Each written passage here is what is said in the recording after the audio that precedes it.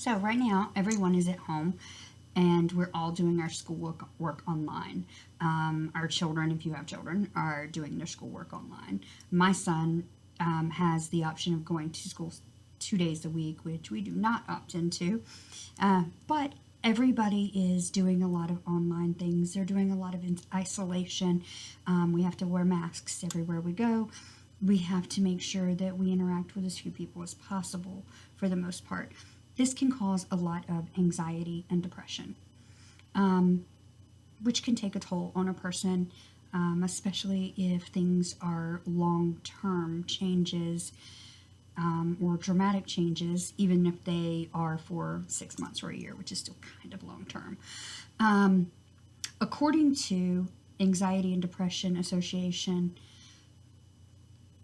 they say that the symptoms of anxiety are nervousness, a feeling of nervousness, a sense of doom or impending trouble, panic, or an increased heart rate, and you can have stomach problems as well.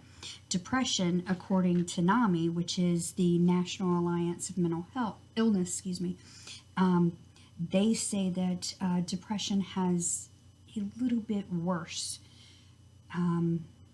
symptoms, which some of them are exactly the same. The impending doom is the same.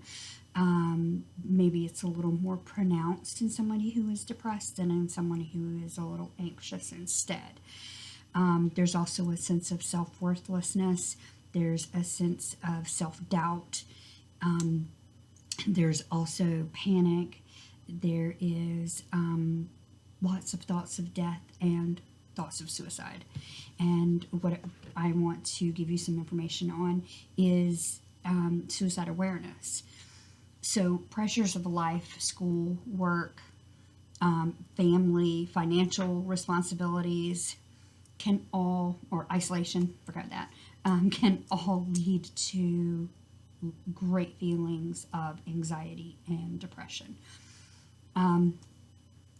Excuse me. Overwhelming amounts of stressors are around us every day. And with right now, especially with COVID, we have more stressors, especially those who are already a little susceptible to it, who already have a little bit of anxiety or did. Now the threat of COVID has exponentially grown this panic and the depression. There has been so many more cases of people that are going online now that are getting medication and going through an online telehealth. According to World Health Organization, there are 800,000 people per day that commit suicide. And for each one person, just one, for each one person of those 800, for each individual one of them, 20 more people attempt suicide. That rate is so mind-blowing to me. My own personal experience is I have friends and family members and people that I know that one in particular who came to me this past year and was like, I'm having thoughts of suicide. And you're like, oh, where did that come from? Because it's not always visible. You may see a little bit of anxiety, but you may not always see the clues that lead you to what do I do now? How do I help them? Because that's the first thing I thought.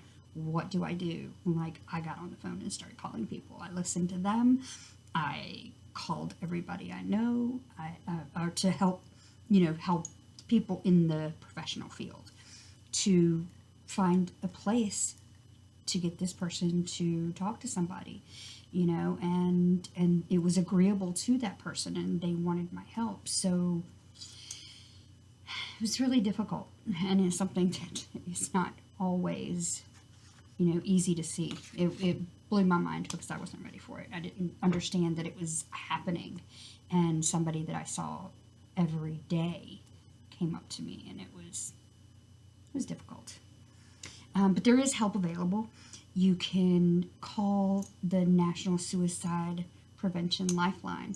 They have a number. It's 1-800-273-8255, and you can call them for help. It is confidential. Anybody who calls can call to get assistance, just to have somebody to talk to get emergency crisis intervention, to get to find counselors or somebody in your area. Anybody that's having